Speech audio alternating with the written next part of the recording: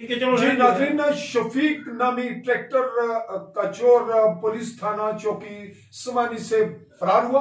उसके सिलसिले में इस वक्त इंक्वायरी अफसर अभी पहुंचे।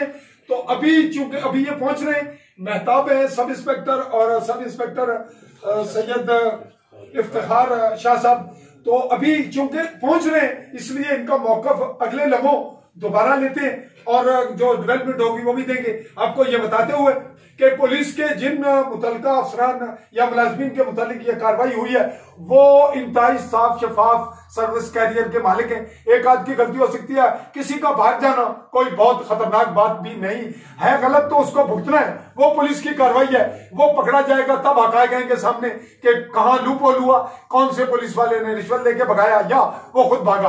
तो इस सिलसिले में कबल इस वक्त किसी सहाफी को यह हक हासिल नहीं कि वो खुद ही डिसीजन दे दे कि यहां पुलिस की गलती है। पुलिस तो है ही ऐसी, पुलिस में जो गलत है वो गलत है। और इसको बात समझ करते हुए कि यहाँ मेरे कई वाकयात हुए इस सर्विस में, 35-30 साल सहाफी, तो कहा यह जाता है कि अच्छा अफसर अगर आए तो उसके पास अगर अमला नहीं है, बताए तो अफसरान नहीं, तो इस मुश्किलात का हल अल्लाह जाने। फिर वक्त इसी क्लिप को इसी हद तक